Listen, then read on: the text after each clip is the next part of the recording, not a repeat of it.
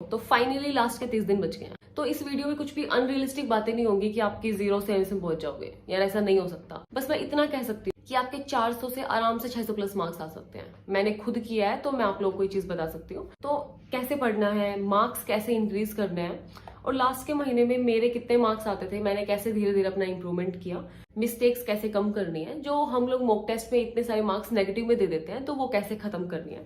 तो ये सारी चीजों के बारे में हम लोग अच्छे से बात करने वाले हैं इस वीडियो में। तो देखो, अब तक है ना आप लोगों की काफी प्रिपरेशन हो चुकी होती है, आप लोगों को काफी कुछ आ रहा होता, लेकिन हमारी आपकी सबसे बड़ी डिस्ट्रैक्शन है ये यूट्यूब और इंस्टाग्राम, स्नैपचैट। ये सारी चीजों हम लोग इतने इन्वॉल्व हो जाते हैं ना कि हम 24 घंटे इसमें दे सकते हैं कि जैसे जैसे नीट पास आने लगेगा ना आपको हर एक चीज से डिस्ट्रैक्शन होनी स्टार्ट हो जाएगी। अगर आपको रूम में छिपकली मच्छर भी दिख गया ना तो आप 1 घंटा उस मच्छर को नोटिस करने में भी निकाल सकते हो। हम लोग इतने डिस्ट्रैक्ट हो जाते हैं। तो हमें ये चीज समझनी पड़ेगी कि ये सबसे ज्यादा डिस्ट्रैक्शन वाला टाइम है, तो हमें खुद को है ना बचा के रखना है इस 1 महीने में। और यार मेरा तो ये मानना है कि आपको अंदर से ये चीजें फील हो जानी चाहिए कि आपने जो सपना 9-10 से देख रखा होगा कि मुझे डॉक्टर बनना है, फाइनली वो चीज बिल्कुल आपके पास आती जा रही है। 1 महीने बाद आप प्राउड फील कर सकते हो खुद पे, लोग आप पे प्राउड फील करेंगे। जिस टाइम पे मैंने नीट क्लियर किया ना उस टाइम पे ट्रस्ट में मैं सिर्फ फोन उठाती थी अपने पीवाईक्यू सोल्व करने के लिए। मैं ऑनलाइन मॉक टेस्ट देती तो मॉक टेस्ट करने के लिए फोन उठाती थी बस मैं। आप लोग जिस चीज में अपना टाइम वेस्ट कर रहे हो ना, बाद में जाके आपके पास खूब टाइम मिलेगा। हर चीज का अपना टाइम होता है, लेकिन तब आप लोग ये चीजें नहीं करने वाले, सच में नहीं करने वाले। तो इसका मतलब ये चीजें इंपॉर्टेंट नहीं है, सिर्फ आप लोग डिस्ट्रैक्ट हो रखे हो। तो अपने डिस्ट्रैक्शन को खत्म करो। सबसे बड़ी चीज यही है जो आपके सिलेक्शन के बीच में आ रही है। तो आपके पास 24 घंटे हैं, तो इस 24 घंटे में आपको 15 आवर प्लस स्टडी करनी है। और मेरे टाइम पे मैं ऐसे नहीं देखती थी कि मुझे 15 घंटे पढ़ना है, मुझे 14 घंटे पढ़ना है। मुझे ये था मुझे दिन रात पढ़ना है।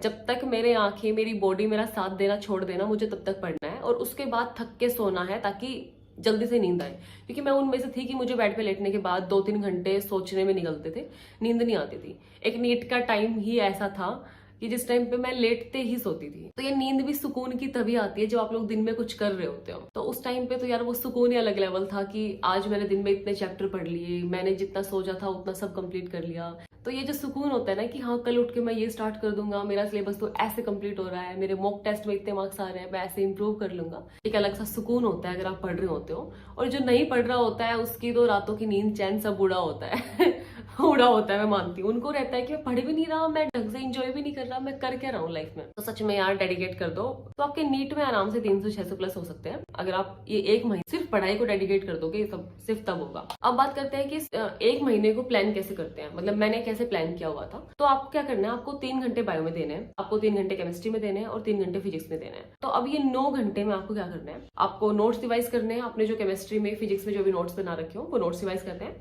बायो के लिए सिर्फ आपको एनसीईआरटी की रीडिंग करनी है, कोई नोट्स वगैरह कुछ भी नहीं। और फिजिक्स के लिए आपको एनसीईआरटी के क्वेश्चंस करने हैं, एक्सरसाइज के क्वेश्चन, साथ में केमिस्ट्री में भी जो इंटेक्स के क्वेश्चन और एक्सरसाइज के क्वेश्चन दे रखे हैं, आपको एक भी नहीं छोड़ के जाना है। आप एग्जाम में जाके देखोगे बहुत सारे क्वेश्चन सिर्फ इंटेक्स के क्वेश्चन दे रखे होंगे केमिस्ट्री में, तो बिल्कुल भी नहीं छोड़ते हो। और फिजिक्स के लिए और फिजिकल केमिस्ट्री के लिए अपनी फॉर्मूला नोटबुक रिवाइज करनी है। तो ये आपको अपने 9 घंटे के अंदर करना है। अब देखो, जिसका सिलेबस कंप्लीट हो गया है और जिसका एक बार रिवीजन भी हो गया है, मतलब तो आप लोग डेली मॉक टेस्ट दो।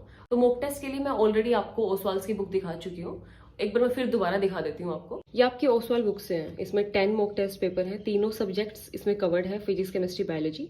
और साथ में ये बेस्ड है on the updated syllabus by the NMC for 224 exam. मैं सबसे पहले आपके पास 10 ईयर्स का चैप्टर वाइज ट्रेंड एनालिसिस है कि कौन से चैप्टर से कितने क्वेश्चंस आते हैं। तो सबसे पहले ये वाली चीज आप जरूर देख लेना। उसके बाद इस पे तीनों ही सब्जेक्ट्स के माइंड मैप्स गिवन है चैप्टर वाइज, और साथ में तीनों ही सब्जेक्ट के यूनिट वाइज निमोनिक्स भी गिवन है। उसके बाद आपके स्टार्ट होते हैं ये 10 मॉक टेस्ट पेपर। तो इसमें 2000 प्लस क्वेश्चन है, साथ में इसमें सारे नए टाइप के क्वेश्चन गिवन है, नए सिलेबस के अकॉर्डिंग आपके। उसके बाद इसमें इसकी आंसर की है, फिर उसका डिटेल्ड एक्सप्लेन सॉल्यूशन है, और लास्ट में इसकी ओएमआर शीट भी गिवन है। तो जब भी मॉक टेस्ट देते हो हमेशा ओएमआर शीट के साथ दिया करो, ताकि आपकी ओएमआर की प्रैक्टिस भी साथ साथ होती रहे। तो ऐसे करके इसमें सारे 10 मॉक टेस्ट पेपर है। तो इस बुक का लिंक मैं आपको डिस्क्रिप्शन में दे रही हूँ, चेक करना। देखो, अब आते हैं वो बच्चे जिनका एक बार भी रिवीजन नहीं हुआ है। तो आपको क्या करना है कि आपको एटलीस्ट 3 दिन में मॉक टेस्ट देना है। देखो, ये वीडियो है ना उन बच्चों के लिए नहीं है जिन्होंने बिल्कुल नहीं पढ़ रखा और आप 0 से कैसे स्टार्ट करोगे। ये वीडियो उन बच्चों के लिए कि आपका सिलेबस कंप्लीट हो गया, आपका रिवीजन हुआ या नहीं हुआ, क्योंकि यार ये लास्ट का 1 महीना बच रहा है। ये कोई ऐसे छोटी मोटी चीज नहीं है कि आप 1 महीने में यूं चुटकी बजा के 0 से 600 प्लस ले लोगे, एम्स में चले जाओगे। तो ऐसा कुछ नहीं होने वाला। आपके दिमाग में अगर है ना तो निकाल देना ये भूत आप। तो जिसका एक बार भी रिविजन नहीं हुआ है तो आप लोग रिविजन करो और फिर आपको मॉक टेस्ट देना है। अब मॉक टेस्ट में पूरा दिन नहीं निकलता है। मॉक टेस्ट आपका 3 घंटे का मॉक टेस्ट हुआ, 3 घंटे 2 घंटे आप उसके एनालिसिस के लिए लगा लो, बाकी के फिर भी 9 घंटे आपके पास बचते हैं। तो 9 घंटे में आपको वही पूरा अपना रिवाइज करना है, ठीक है। तो देखो इस 30 दिन में आपको क्या करना है कि आपको मोटा मोटा आपने जितना भी 1-2 साल में पढ़ा है वो पूरा आपको समेटना है।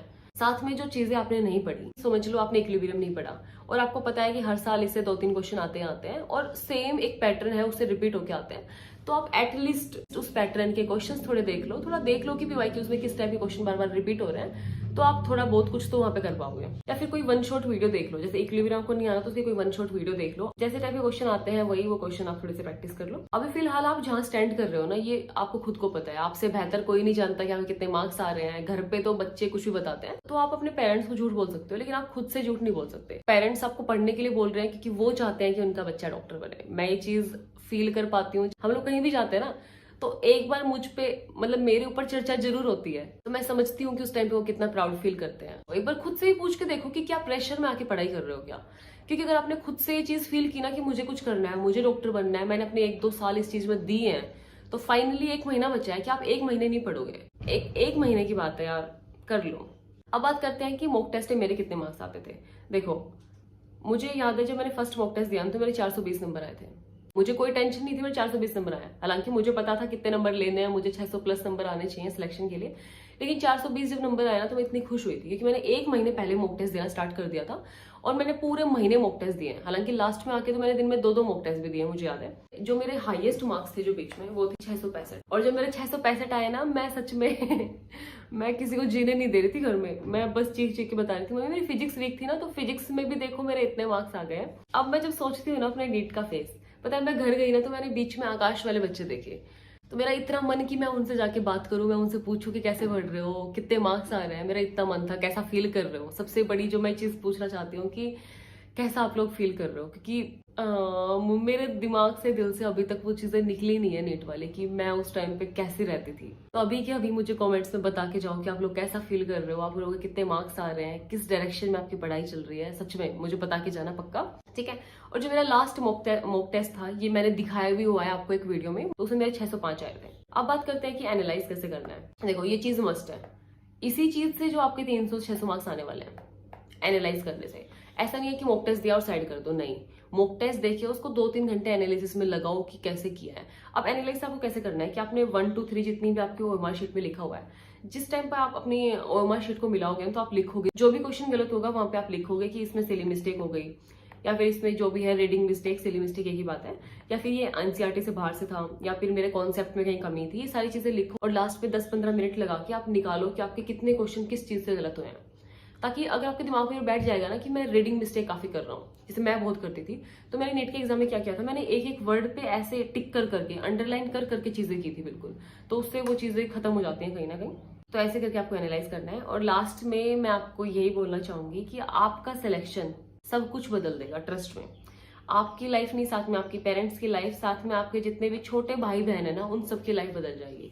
क्योंकि ये चीज आप मानोगे, जब तक आपके घर में कोई बड़ा भाई बहन जो है ना उसका कहीं सिलेक्शन नहीं होता है ना, तो छोटे वाले तब तक चिल गिर रहे होते हैं कि अब तो मेरे बड़े भाई का सिलेक्शन नहीं हुआ है, बड़ी बहन का सिलेक्शन नहीं हुआ है, मैं तो फिर भी छोटा ही हूँ। जब आपका सिलेक्शन होता है ना तो जितने भी छोटे भाई बहन हैं उनको भी एक डायरेक्शन मिलती है। उनको भी लगता है कि अब मेरी टर्न आ गई है, अब दीदी ने तो कुछ कर दिया, उखाड़ लिया, अब मुझे कुछ उखाड़ना है, तो उनको भी लाइफ में एक फोकस मिलता है। तो आप लोगों को भी बस एक सेटिस्फेक्शन चाहिए लाइफ में। जिंदगी में प्रॉब्लम्स कभी खत्म नहीं होती, लेकिन एक सेटिस्फेक्शन आपके पास जरूर आना चाहिए। यार जी जान से मेहनत कर दो। अभी लास्ट में आके ये मत सोचो कि मेरा सिलेक्शन होगा या नहीं होगा, अभी मत सोचो। ये चीज अब बिल्कुल 5 मई पे डाल दो कि तब अपना पूरा 101% दे के आता हूँ, उसके बाद फिर आगे का देखेंगे। बाकी लास्ट में यही कहूंगी कि best of luck for preparation और बाय बाय।